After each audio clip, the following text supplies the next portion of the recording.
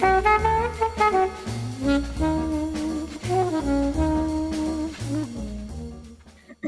and welcome to the global interview series on hydrogen, where we slice through the buzz and ask what is next for a market that many are calling the new oil of the 21st century, which is quite a claim. I'm very glad to have Dr. 𝗟𝗲𝗿𝗲𝗿𝗀, the head of secretariat of the leadership group for the industry transition at SEI, also known as the Stockholm Environment Institute. She's with us today. Hello.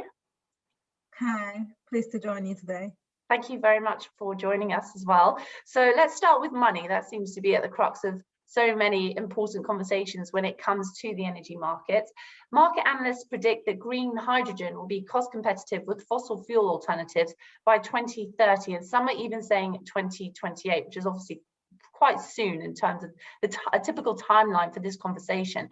Firstly, do you think that's realistic, 2028/2030? And number two, what would you say are the top mechanisms that need to be in place by 2025 so that we can start reaching these goals by 2030, be it a regulatory infrastructure, be it economies of scale when it comes to electrolyzers, be it reducing the cost of transport, a roadmap as well? What would you say by 2025 absolutely must be in place to make this a reality? Thank you. It's a good question. I think it's realistic if we have a clear pathway to do it, but perhaps not all around the world, right? Green hydrogen could be cost competitive in areas where you have access to cheap renewables and ample access renewables, let's say. So in countries like the Netherlands, where you have access to coast, Denmark, Norway, or where you have ample solar resources, that is achievable as the price of renewable electricity has an impact on the price of green hydrogen. So that's one thing. And to achieve that cost curve, we need the technology to reach the tipping point, and that requires us to have a clear public-private partnership in place. So governments could do that by setting a vision, a target, and having a consultation with the private sector. So hydrogen visions, hydrogen strategies that we are seeing all around the world are a step, one of the steps to be taken. But we need to also have commitments and finance in research and development. At the same time, we need to also ensure that there are scientific efforts and work in place in putting forward standards and definitions and harmonization of what we call green hydrogen. But these are all a lot of steps. I mean, this is a very, very long to-do list for countries who are already grappling with the energy transition, and of course now we'll have to deal with the post-COVID-19 recovery as well. So if we had to drill it down to a top three, the overarching top three most important in the next few years, which ones would you want to have on your wish list? Green hydrogen, well, hydrogen economy in general, we need to have an enabling infrastructure. So we need to make sure that infrastructure is in place. That includes production facilities, but also transport. So closing the circle on infrastructure, regulations for sure, that would help. And then, of course, bringing in the finance sector. Finance sector is not on board yet.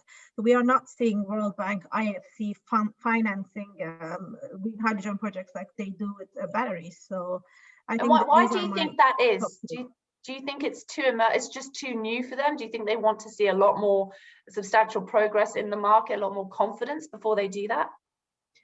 Partly that could be the reason, but I would say more than that it is an issue of demand, right? So chicken and egg problem that is quite often discussed in the sector, that we need to, it's not that we cannot trust the technology is there, we know the cost will go down, it's not that it's just so emerging, it's more to do with the market. So does green hydrogen have a market outlet? So we need the demand pull and push has to be there. So that's probably what makes green hydrogen a high risk investment at the moment.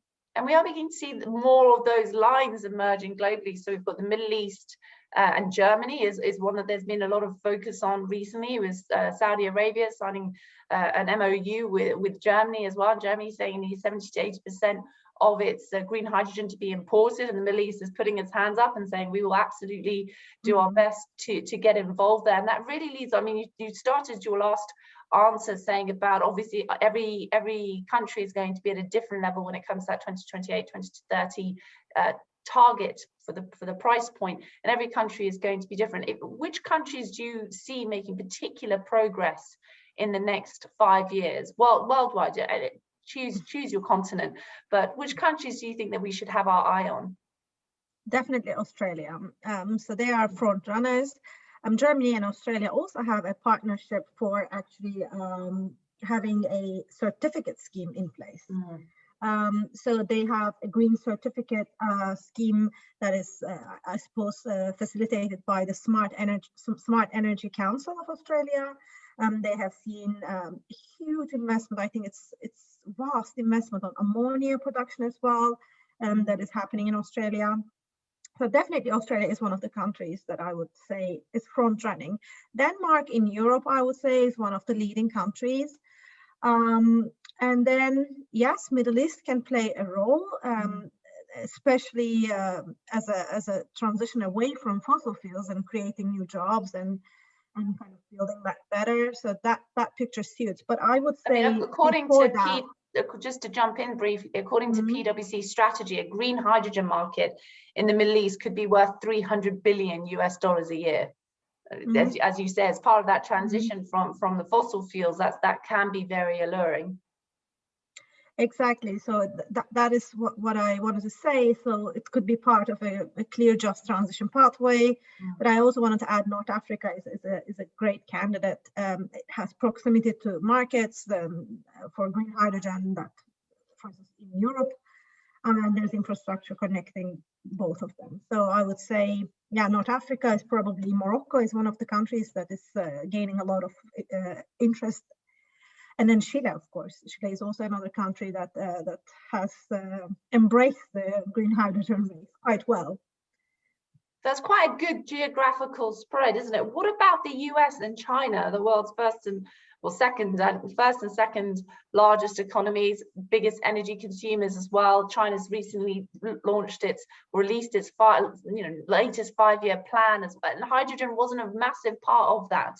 It was more a, I wouldn't say a side note, but it certainly wasn't a key pillar in the country's plans for the coming years. Do you see that changing as they start to notice other countries around them really ramping up their hydrogen efforts? China produces quite a bit of hydrogen, but it's of course from fossil fuels.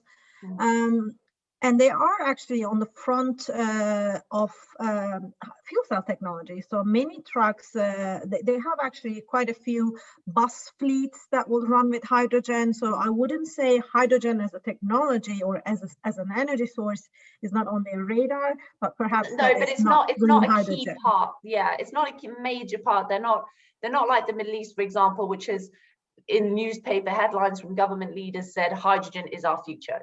China's not adopted that posture just yet, but perhaps they will, like you say, building on the current progress. I think it again to do with resources. So for China's energy sector, it probably makes more sense to use direct electrification and using perhaps coal gasification and CCS, so gray hydrogen or blue hydrogen that's coupled with CCS as a feedstock for their industry. So I would not say perhaps green hydrogen is top on their agenda, but they are quite advanced with fuel cell technologies.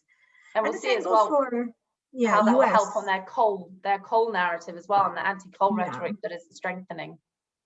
Yeah, most of the plants are quite young, so in a way to maintain economic value, perhaps they would go for CCS as a technology to decarbonize their power sector. And in the US, we can expect hydrogen to gain momentum. Of course, we have a new administration that has a different outlook, of course. And the US has always been great with innovation, so we might actually see quite a speedy innovation from that front. It'll be exciting to see what emerges on that front. Does it? Won't it? It'll be good to really keep an eye on that. And of course, it's a two-way street. So we're talking about the potential of hydrogen fuels for the hard to decarbonize energy uses, energy-intensive industries like trucks, aviation, shipping, heating, appliances, these sorts of areas. But of course, these industries also need to have appetite for green hydrogen. You know, at the same time, it needs to be going both ways. What level of interest do you see from those industries towards market providers to invest in R&D and pilots and talent? Do you see a rise in them willing to you know, essentially walk the talk as well? Yeah, I think private sector is quite engaged, especially when we look at steel sector. I'm based in Sweden, and this is where green steel is really becoming something priority, and Sweden is definitely leading green steel investments, and hydrogen. Green hydrogen route using direct reduction of iron has been the technology that had been chosen here. So that requires a lot of green hydrogen. So there's demand for sure for greening the construction sector, I would say. And then, of course, in chemicals, there would be room for using green hydrogen as a feedstock, as an energy source for fertilizers, but also in aluminium.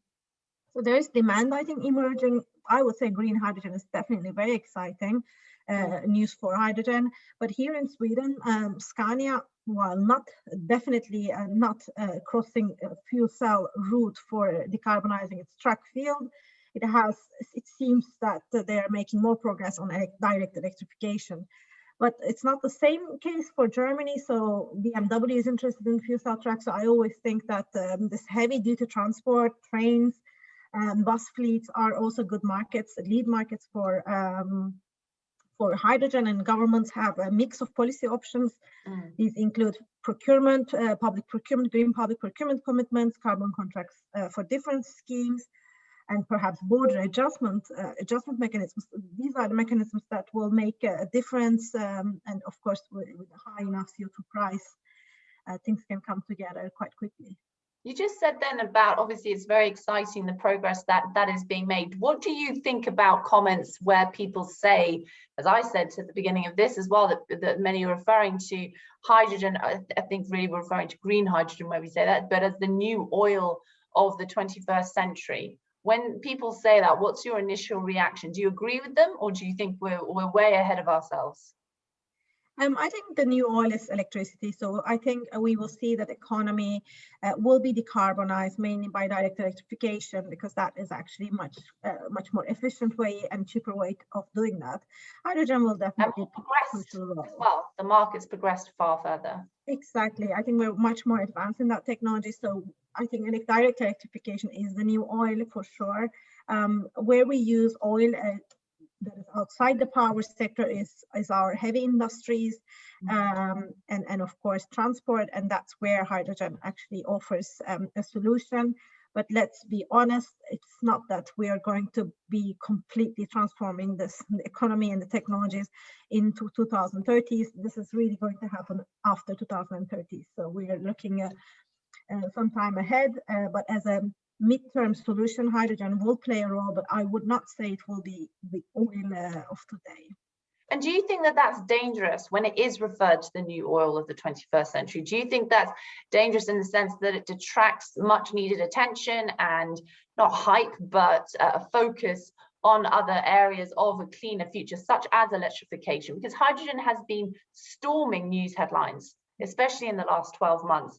And it makes me think that there is only so much room, there's only so much capacity for people to focus on, for them to allocate their finances to. Do you think there is that risk? No, absolutely not. And I say that because hydrogen makes renewable energy more flexible, so it allows us to be able to store renewable electricity. It also requires governments and companies all around the world to make sure that we have more and more and more renewables. So in that sense, it's not bad news. It's actually good news. No, not bad news. But do you think the folk that there's a risk? This is something that's come up a lot in this interview series, is that while hydrogen has huge value, so certainly not bad news in any way whatsoever. I hope for our own sakes that it does take off as we hope, but it's not bad news, but that it needs to be taken into an appropriate context, and not.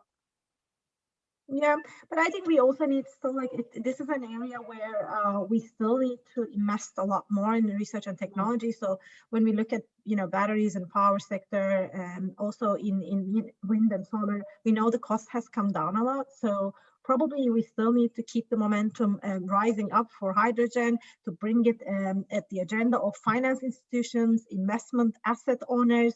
So I think this is needed. So in that sense, I don't think it's distracting, but of course it needs. We should always be reminded that this is not a silver bullet. It's part of many technologies and just one piece of the puzzle. Very much part of that energy basket overall, isn't it? Yes, absolutely. Excellent. 𝗪𝗻𝗱𝗲, thank you so much for joining us today. We really appreciate it. Certainly giving us quite a bit to chew on as well. So thank you, and hope to see you again soon. Yeah, thanks for having me. Bye-bye.